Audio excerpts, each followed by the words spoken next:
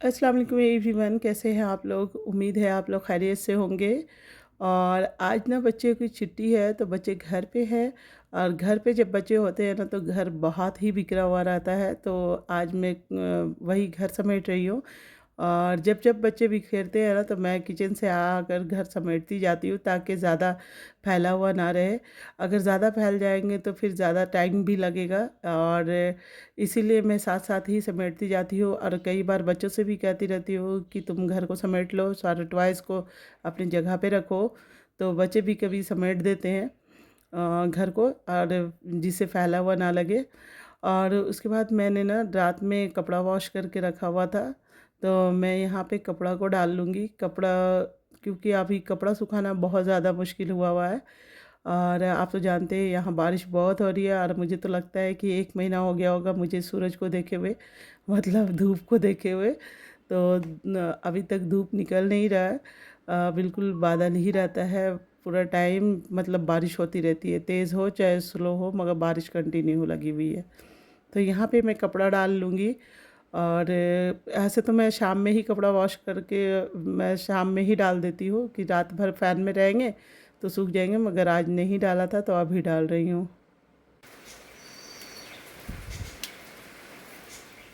और यहाँ पे मैंने कुछ सामान जो है ऑर्डर किया हुआ था मीशो से।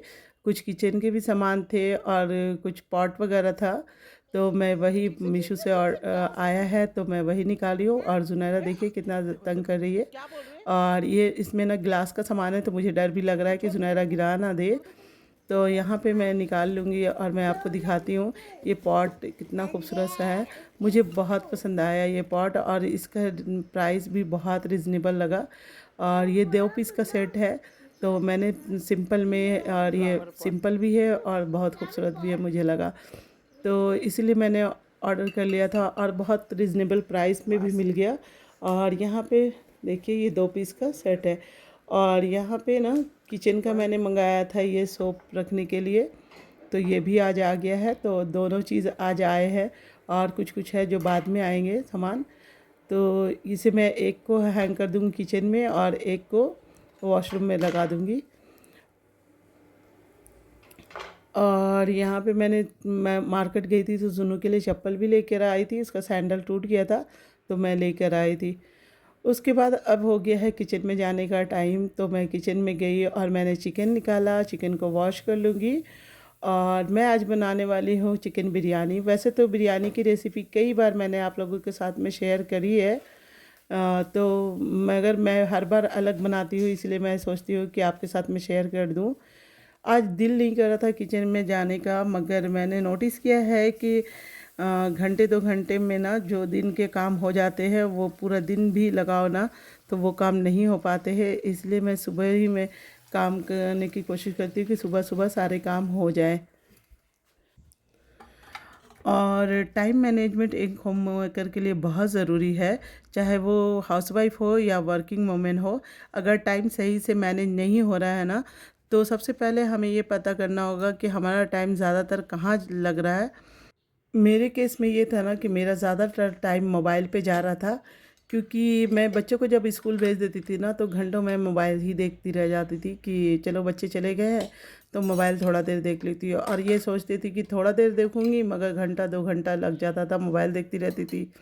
बाद में मैंने काम कर कर के, मतलब किचन में काम कर रही हूँ तो फिर आ कर के मैंने सोचती थी कि चलो 5 मिनट देख लेती हूँ कि व्लॉग कैसे बनाना है, कैसे शूट करना है, कैसे बोलना है, कैसे क्या करना है, मतलब पूरा व्लॉग करना था मुझे। तो पूरा टाइम मैं व्लॉग का ही देखती रहती थी।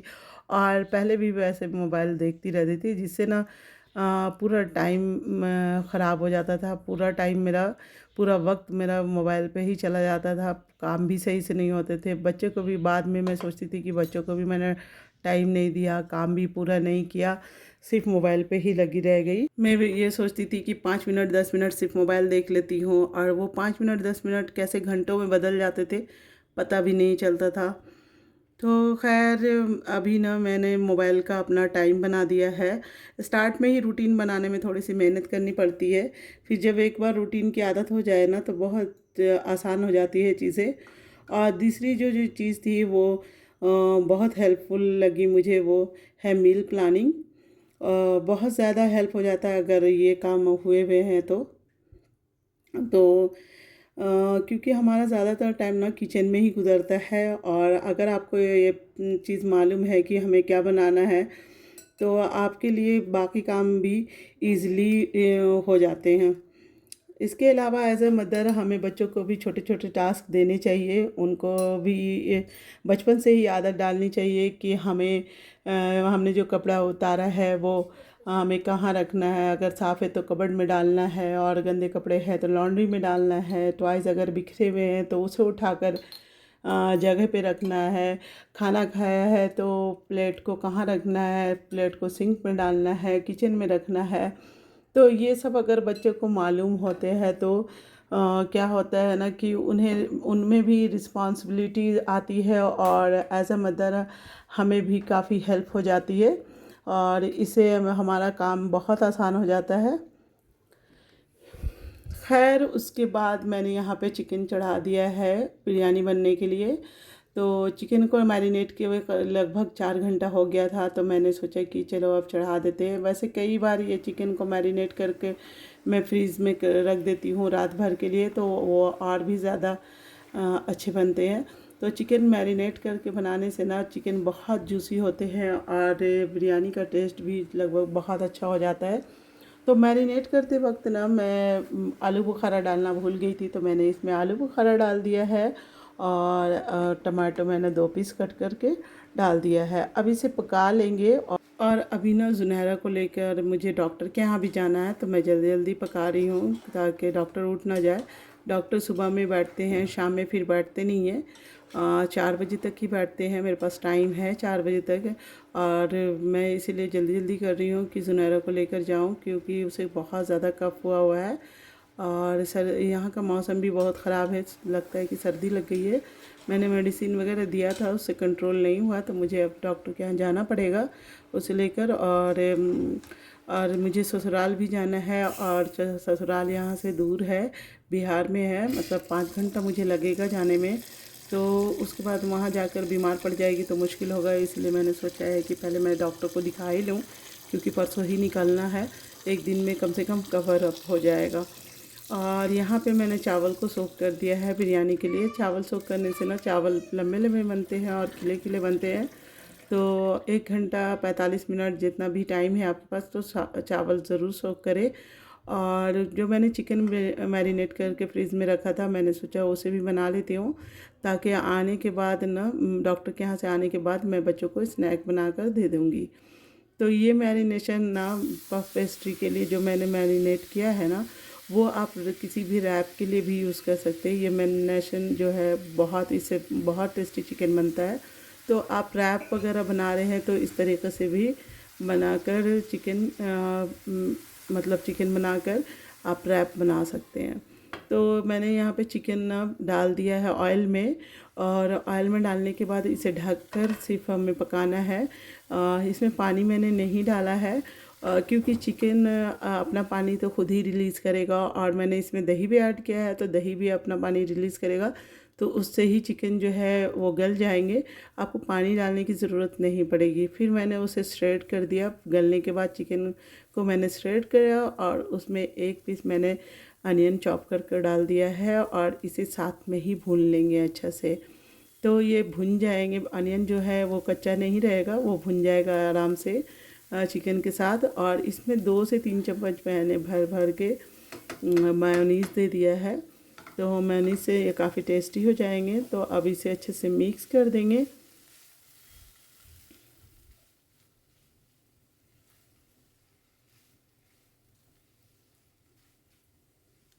सो यहाँ पे जो पफ पेस्ट्री का ये फीलिंग है वो रेडी हो गया, और उसके बाद मैंने चावल के लिए पानी भी रखा हुआ था, तो मैं चावल बना लूँगी।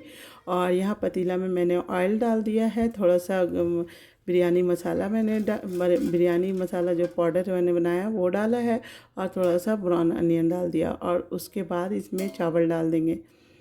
अच्छा, चावल को ना 20 से 25 मिनट मैंने दम पे पकाना है। वैसे तो मैं हमेशा चिकन को नीचे बिछा देती थी, मगर आज मैंने बीच में लेयर डाला है चिकन का और इसे 20 से 25 मिनट के लिए दम पे रखूँगी। दम पे रखने के लिए चावल का सही उतरना बहुत ज़रूरी है कि आपको कितना परसेंट कुक करना है। समझिए आपको 60 से 70% ही कुक करना है। अगर आपको 20 से 25 मिनट चिकन मतलब आपको अगर चावल को दम पे पकाना है तो आप 60-70% ही पकाएं। उससे ज़्यादा अगर पकाइएगा और फिर 20 से 25 मिनट के लिए आप दम पे रख दीजिएगा तो उसका दम ही निकल जाना है क्योंकि वो गीला हो जाएगा। तो बिरयानी बहुत ही मज़ेदार बने था और अभी हम लोग खाना खा ले रहे हैं और लैबा को भी बिरयानी बहुत पसंद आया और वो बोल रही है मम्मा बहुत टेस्टी बना है बिरयानी। और सही में दम पे जो बनता है बिरयानी ना उसकी बात ही अलग होती है। आप एक बार दम पे बनाकर ज़रूर ट्राई करिएगा, मगर चावल को ध्यान रखिएगा कि कितने परसेंट पे पकाना है। उसके बाद आप तो जानते ही हैं कि बर्तन का अंबार लग जाता है। बर्तन सबसे ज़्यादा बरकत है बर्तन में। आप खाना बनाने टाइम में देखिएगा कि कितने ज़्यादा बर्तन लेटते हैं। तो मैं जब भी खाना बनाती हूँ किचन में जितना देर रहती हूँ उतना देर में बर्तन वॉश करती रहती हूँ ताकि ज़्यादा बर्तन इकट्ठे ना हो जाएं। तो जितना लेटता है साथ ही साथ मैं वॉश करती जाती हूँ। इससे क्या होता है ना कि मुझे बहुत आसानी हो जाती है, क्योंकि अगर आप किचन में खड़े ही हैं तो बर्तन भी साथ में वॉश करते जाइए तो आपका टाइम सेविंग हो जाता है। तो मैं ज़्यादातर किचन में जितना देर काम करती हूँ बर्तन को वॉश करती जाती हूँ। ये सिर्फ खाने के बर्तन है जो मैंने अभी हम लोगों ने लंच किया है उसके बर्तन है जो अभी मैं साथ ही साथ धो ले रही हूँ। क्योंकि बाद में अगर आप बर्तन को रख कर छोड़ देते हैं खाने के बाद तो आपके दिमाग में दिन भर जितना देर आप बर्तन मतलब वॉश नहीं करते उतना देर दिमाग में ये चलता रहता है कि बर्तन भी रखे हुए उसे वॉश करना है। तो मैं साथ साथ ही बर्तन वॉश कर लेती हूँ। उसके बाद मैं डॉक्टर के यहाँ के लिए निकल गई हूँ। अभी सुनू को डॉक्टर के यहाँ निकल के आ रही हूँ और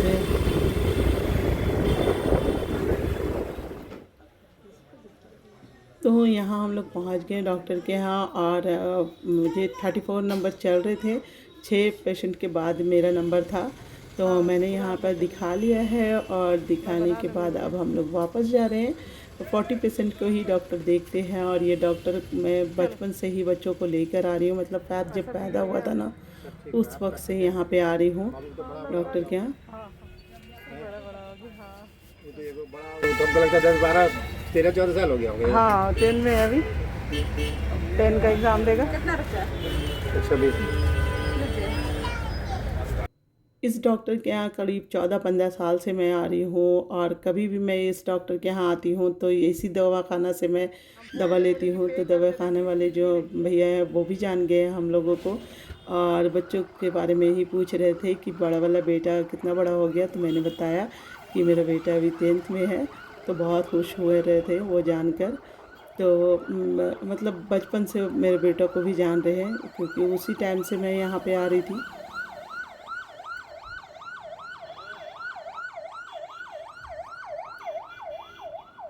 अच्छा, इसके बाद ना मैं घर पे आ गई हूँ और घर पर आकर मैंने मेडिसिन वगैरह खिलाया जुनैरा को और अभी उसे भूख भी लग रही थी तो मैंने सोचा कि अब जाकर मैं पफ पेस्ट्री बना लेती हूँ।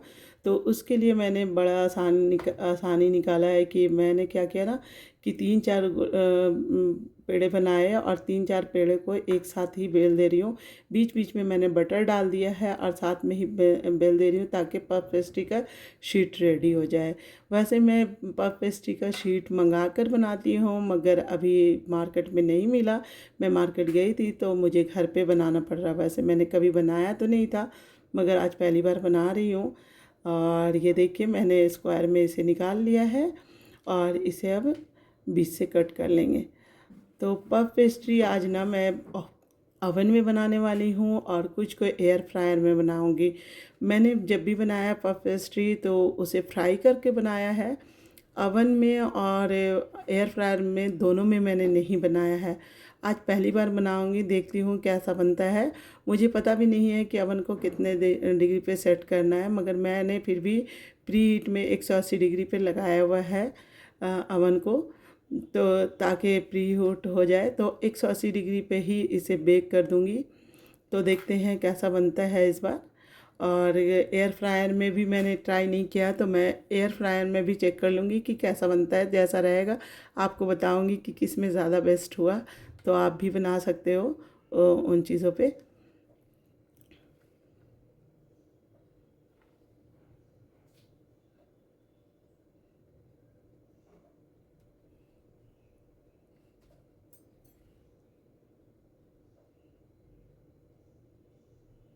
वैसे फ्राई किया हुआ पफ पेस्ट्री तो बहुत ही टेस्टी लगता था। और अभी मैं डाल रही हूँ इसको अवन में, तो इसे रख लूँगी और इसके ऊपर एग वॉश कर दूँगी।